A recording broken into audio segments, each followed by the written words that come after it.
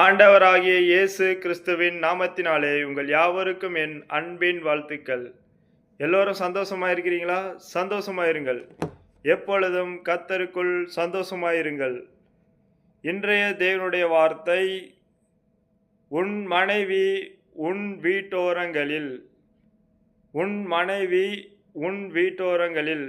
வாங்கள் தேவனுடைய வார்த்தையை பொறுமையாக, நிதானமாக, விசுவாசத்துடன் நாம் கேட்போம். உன் மனைவி உன் வீட்டோரங்களில் கனி தரும் திராட்சை கொடி போல் இருப்பாள். உன் பிள்ளைகள் உன் பந்தியை சுற்றிலும் ஒலிவ மர கன்றுகளைப் போல் இருப்பார்கள். சங்கீதம் 128 3ஆம் வசனம். இன்றைய தேவனுடைய வார்த்தை என்ன சொல்கிறது என்றால், உன் மனைவி உன் ஓரங்களில் கனித்தரும் திராட்சை கொடி போல் இருப்பாள் என்று தேவனுடைய வார்த்தை சொல்கிறது. அதே போல உன் பிள்ளைகள் உன் பந்தியை சுற்றிலும் ஒலிவ மர கன்றுகளைப் போல் இருப்பார்கள் என்று தேவனுடைய வார்த்தை சொல்கிறது. இன்றைய காலகட்டத்தில் மனைவிகள் உங்கள் வீட்டோரங்களில் கனி தரும் செடிகளாய் இருக்கிறார்களா?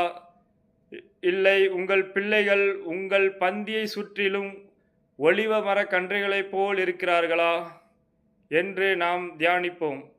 இன்றைய தேவனுடைய வார்த்தையின்படி உங்கள் மனைவி உங்கள் வீட்டோரங்களில் கனி தரும் திராட்சை செடியாய் இருப்பார்கள்.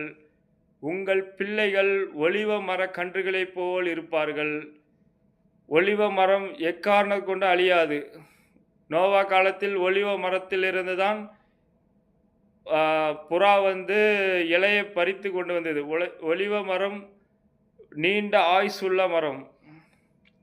இன்றைய தேவனுடைய வார்த்தையை பொறுமையாக, நிதானமாக, விசுவாசத்துடன் பார்த்த கேட்ட உங்கள் யாவரையும் தேவன் தாமே ஆசீர்வதித்து உங்களை பெருகவே பெருக செய்வார்.